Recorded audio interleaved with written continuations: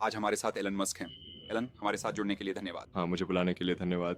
तो हम आज इस पर बात करना चाहते हैं कि आप भविष्य को कैसे देखते हैं और लोगों को किस पर काम करना चाहिए। तो शुरुआत करने के लिए क्या आप हमें बता सकते हैं, आपने प्रसिद्ध रूप से कहा था कि जब आप छोटे थे तो 5 समस्याएँ थीं जिन्हें आपने सबसे महत्वपूर्ण माना था, जिन पर आपको काम करना चाहिए। अगर आप आज 22 साल के होते तो वे 5 समस्याएँ कौन-सी होतीं जिन पर आप काम करने के बारे में सोचते? ख़ैर सबसे पहले मुझे लगता है कि अगर कोई ऐसा कुछ कर रहा है जो समाज के बाकी लोगों के लिए उपयोगी है, तो वह एक अच्छी बात है। जैसे ज़रूरी नहीं है कि वह दुनिया को बदल दे। जैसे आप जानते हैं अगर आप ऐसा कुछ कर रहे हैं जिसका लोगों के लिए बहुत अधिक मूल्य है और सच कहूँ तो भले ही वह कोई छोटी-सी गेम हो या फ़ोटो शेयरिंग में कोई सुधार हो या कुछ और, अगर वह बहुत सारे लोगों के लिए थोड़ी-सी भी भलाई लाता है, तो मेरा मतलब है मुझे लगता है कि वह भी ठीक है। जैसे चीज़ों को अच्छा होने के लिए दुनिया को बदलने की ज़रूरत नहीं है। लेकिन उन चीज़ों के संदर्भ में जो मुझे लगता है कि मानवता के भविष्य को सबसे अधिक प्रभावित करेंगी, मुझे लगता है कि एआई शायद निकट भविष्य में मानवता को प्रभावित करने वाली सबसे बड़ी चीज़ है। इसलिए ये बहुत ज़रूरी है कि एआई का आगमन अच्छे तरीके से हो। ये एक ऐसी चीज़ है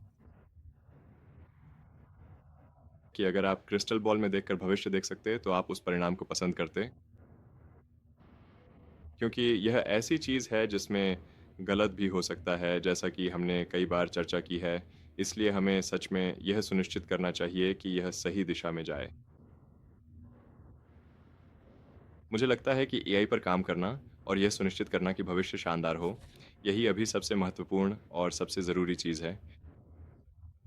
फिर ज़ाहिर है जेनेटिक्स से जुड़ी कोई भी चीज़ अगर आप कर सकते हैं, वास्तव में आनुवंशिक बीमारियों का समाधान कर सकते हैं। अगर आप डिमेंशिया या अल्ज़ाइमर जैसी बीमारियों को जेनेटिक रिप्रोग्रामिंग से रोक सकते हैं, तो वह अद्भुत होगा।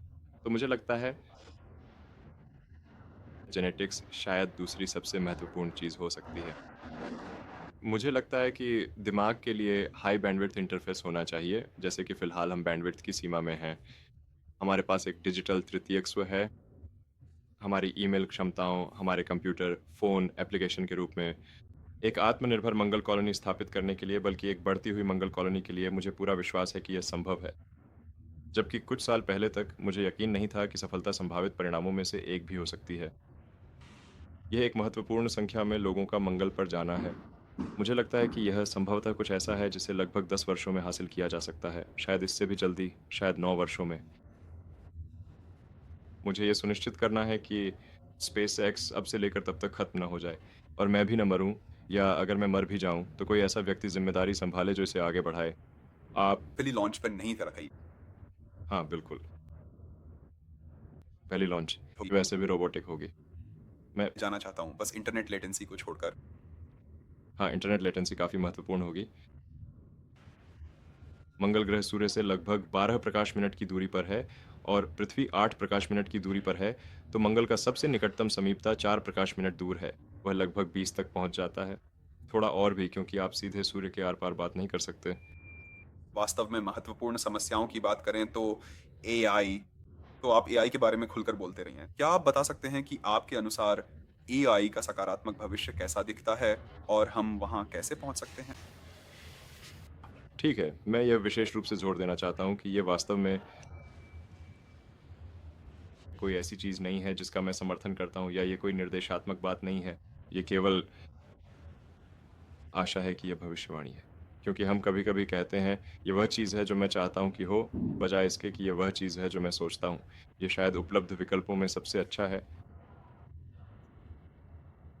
उपलब्ध विकल्पों में से जो सबसे अच्छा मैं सोच सकता हूँ और शायद कोई और इससे बेहतर तरीका या परिणाम सोच सके, तो वह है कि हम एआई तकनीक का लोकतंत्रीकरण प्राप्त करें। यानी कि कोई एक कंपनी या कुछ गिने-चुने लोग उन्नत एआई तकनीक पर नियंत्रण न रखें। मुझे लगता है कि यह बहुत खतरनाक है। ये किसी बुरे व्यक्ति द्वारा भी चुराया जा सकता है, जैसे कोई दुष्ट तानाशाह या देश अपनी खुफिया एजेंसी भेजकर इसे चुरा सकता है और नियंत्रण हासिल कर सकता है। मुझे लगता है कि यह स्थिति बहुत अस्थिर हो जाती है अगर आपके पास कोई बेहद शक्तिशाली एआई हो, आप बस नहीं जानते कि इसका नियंत्रण किसके पास होगा। तो ऐसा नहीं है कि मुझे लगता है कि जोखिम एआई से ही है, अधिकतर नहीं। तो सबसे उपयोगी बनने का सबसे अच्छा तरीका क्या है? कुछ हाँ, कुछ हद तक, लेकिन ज़्यादातर नहीं। किसी को कैसे पता लगाना चाहिए कि वे सबसे अधिक उपयोगी कैसे हो सकते हैं? जो भी चीज़ आप बनाने की कोशिश कर रहे हैं, उसकी उपयोगिता में कितना अंतर आएगा?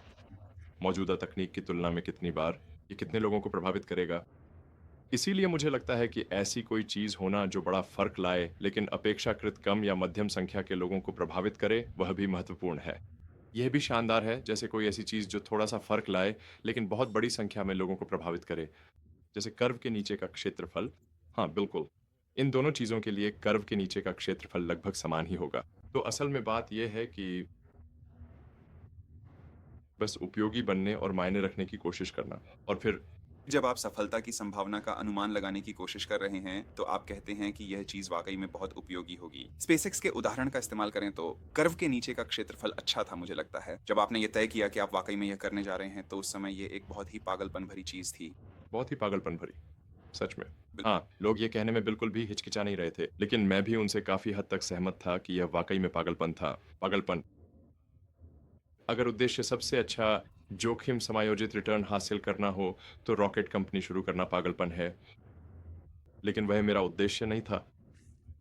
मैं बस इस निष्कर्ष पर पहुंचा था कि अगर कुछ नहीं हुआ, रॉकेट तकनीक में सुधार नहीं हुआ, तो हम हमेशा के लिए पृथ्वी पर ही फंसे रहेंगे। और बड़ी एरोस्पेस कंपनियों को तो कट्टरपंथी नवाचार में कोई दिलचस्पी ही नहीं थी।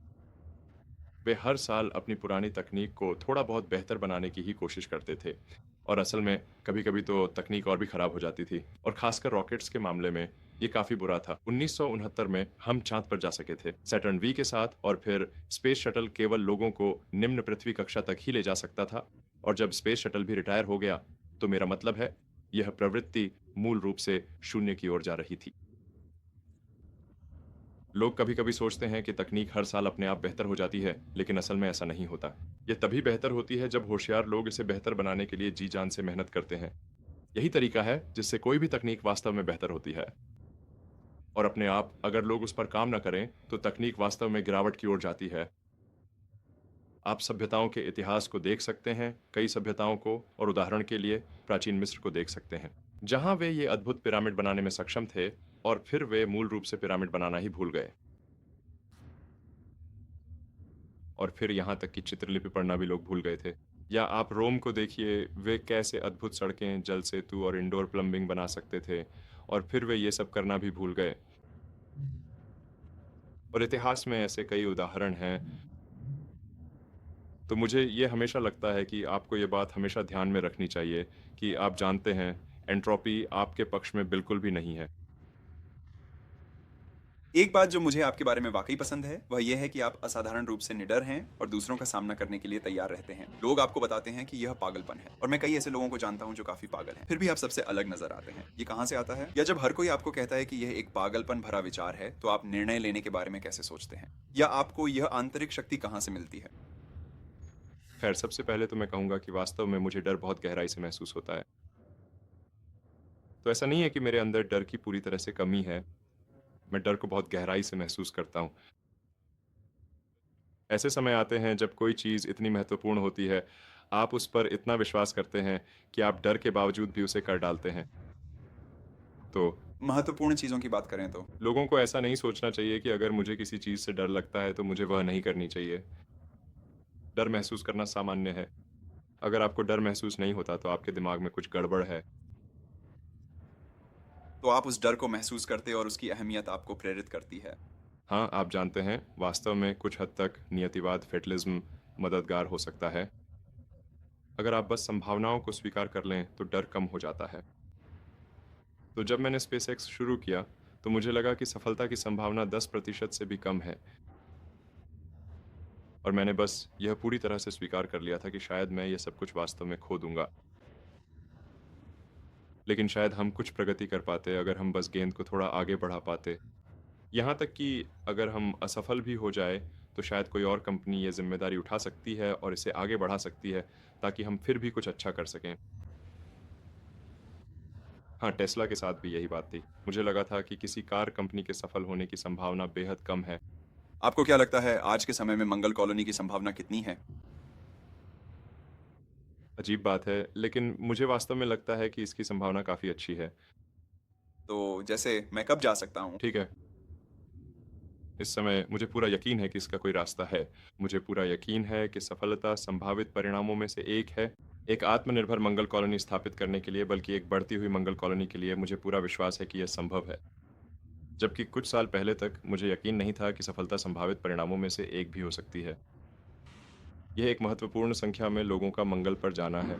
मुझे लगता है कि यह संभवतः कुछ ऐसा है जिसे लगभग 10 वर्षों में हासिल किया जा सकता है, शायद इससे भी जल्दी, शायद 9 वर्षों में। मुझे ये सुनिश्चित करना है कि स्पेसएक्स अब से लेकर तब तक खत्म ना हो जाए और मैं भी ना मरूँ, या अगर मैं मर भी जाऊँ, तो कोई ऐसा व्यक्ति ज़िम्मेदारी सँभाले जो इसे आगे बढ़ाए। आप पहली लॉन्च पर नहीं रखाई हाँ, बिल्कुल, पहली लॉन्च, होगी। जो वैसे भी रोबोटिक होगी। मैं जाना चाहता हूँ बस इंटरनेट लेटेंसी को छोड़कर। हाँ, इंटरनेट लेटेंसी काफ़ी महत्वपूर्ण होगी। मंगल ग्रह सूर्य से लगभग 12 प्रकाश मिनट की दूरी पर है और पृथ्वी 8 प्रकाश मिनट की दूरी पर है, तो मंगल का सबसे निकटतम समीपता 4 प्रकाश मिनट दूर है। वह लगभग 20 तक पहुँच जाता है। थोड़ा और भी, क्योंकि आप सीधे सूर्य के आर-पार बात नहीं कर सकते। वास्तव में महत्वपूर्ण समस्याओं की बात करें तो एआई, तो आप एआई के बारे में खुलकर बोलते रही हैं। क्या आप बता सकते हैं कि आपके अनुसार एआई का सकारात्मक भविष्य कैसा दिखता है और हम वहाँ कैसे पहुँच सकते हैं? ठीक है, मैं यह विशेष रूप से जोर देना चाहता हूँ कि ये वास्तव में कोई ऐसी चीज़ नहीं है जिसका मैं समर्थन करता हूँ, या ये कोई निर्देशात्मक बात नहीं है।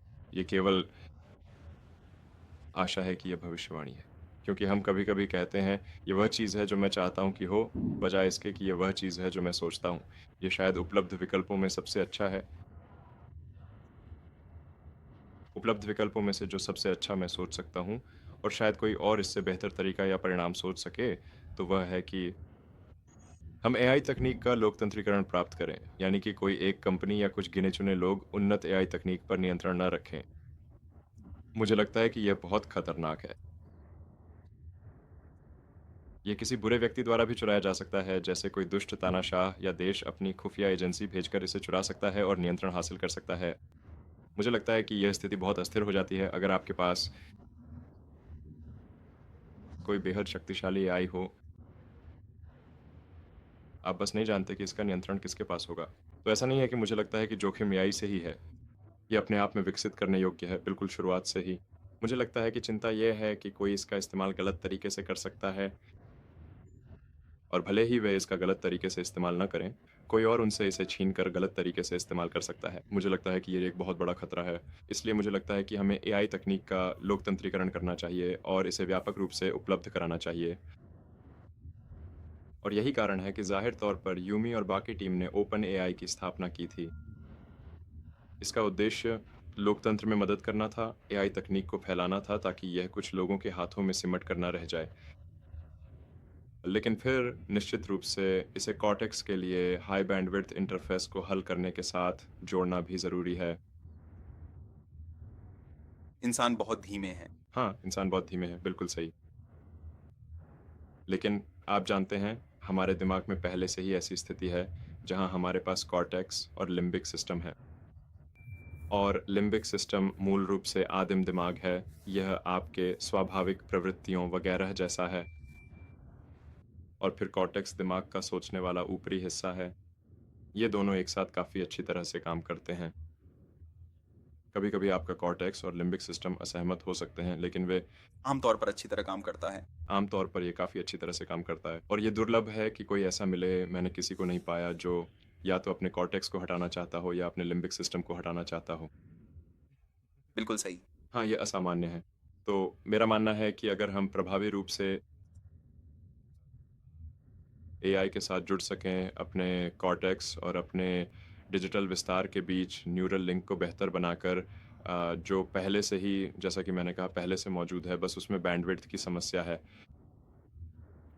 और फिर प्रभावी रूप से आप एक एआई मानव सहजीवी बन जाते हैं। और अगर ये व्यापक रूप से उपलब्ध हो जाए, यानी जो भी चाहे उसे मिल सके, तो हम नियंत्रण की समस्या भी हल कर लेते हैं। हमें किसी तरह के दुष्ट तानाशाह एआई की चिंता करने की ज़रूरत नहीं है, क्योंकि हम सभी मिलकर एआई हैं। मुझे लगता है कि ये सबसे अच्छा परिणाम है जिसके बारे में मैं सोच सकता हूँ।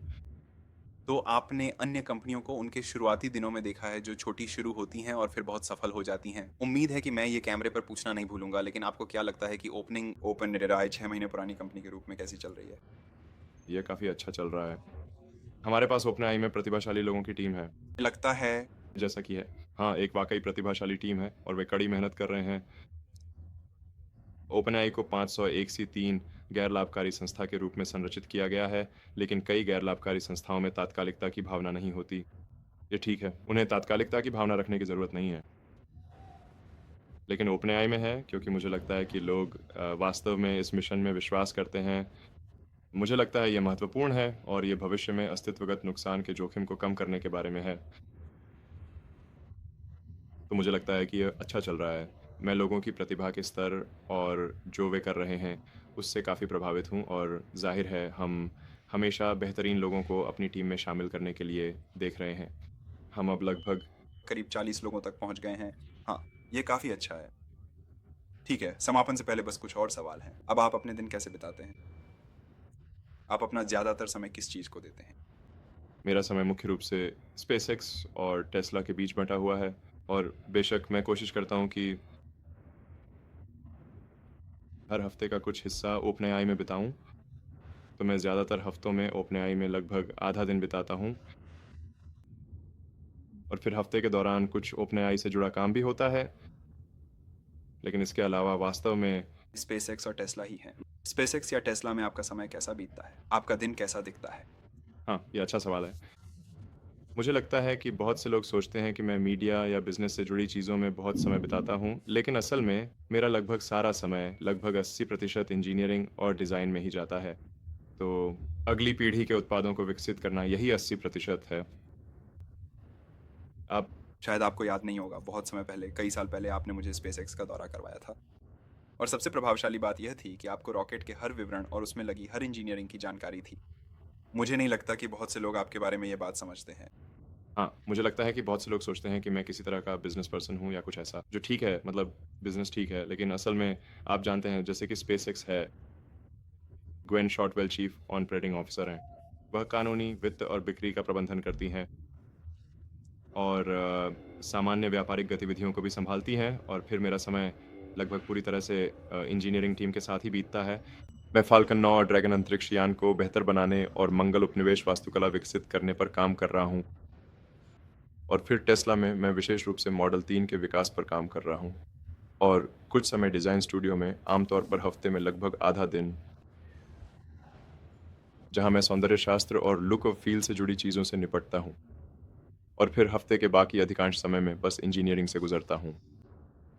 कार स्वयं की इंजीनियरिंग के साथ-साथ फैक्ट्री की इंजीनियरिंग भी, क्योंकि इस साल मेरी सबसे बड़ी अनुभूति ये रही है कि वास्तव में जो सबसे महत्वपूर्ण है, वह मशीन जो मशीन बनाती है, यानी फैक्ट्री। और ये वाहन स्वयं की तुलना में कम से कम 100 गुना अधिक कठिन है। ये देखना अद्भुत है कि रोबोट यहाँ कैसे काम करते हैं और ये कारें बस बन जाती हैं। हाँ, अब वास्तव में इसमें स्वचालन का स्तर अभी भी अपेक्षाकृत कम है, इसकी तुलना में जो गीगा फैक्ट्री और मॉडल 3 में होने वाला है। इन कारों की लाइन की गति क्या है? असल में लाइन की औसत गति बेहद धीमी है। ये शायद लगभग एक्स और एस इन दोनों महत्वपूर्ण मापदंडों को एक साथ मिलाकर और उनका सावधानीपूर्वक विश्लेषण करते हुए यह अनुमान लगाया जा सकता है कि इसकी गति लगभग 5 सेंटीमीटर प्रति सेकंड है। यह एक सटीक माप है जो इन दोनों कारकों के संयुक्त प्रभाव को दर्शाता है। और आप कितनी गति? ये बहुत धीमा है। आप किस गति तक पहुँचना चाहेंगे? मैं आश्वस्त हूँ कि हम कम से कम 1 मीटर प्रति सेकंड तक पहुँच सकते हैं, यानी 20 गुना वृद्धि वह तो बहुत तेज़ होगा। कम से कम। मेरा मतलब है मुझे लगता है काफ़ी 1 मीटर प्रति सेकंड अगर तुलना करें तो ये एक धीमी चाल है या फिर एक मध्यम गति की चाल जैसी है। तेज़ चलना लगभग 1.5 मीटर प्रति सेकंड हो सकता है और सबसे तेज़ इंसान 10 मीटर प्रति सेकंड से भी अधिक दौड़ सकते हैं। तो अगर हम केवल 0.05 मीटर प्रति सेकंड की गति से चल रहे हैं, तो ये बहुत धीमा है। गति की बात करें, तो 1 मीटर प्रति सेकंड पर भी आप प्रोडक्शन लाइन से तेज़ चल सकते हैं।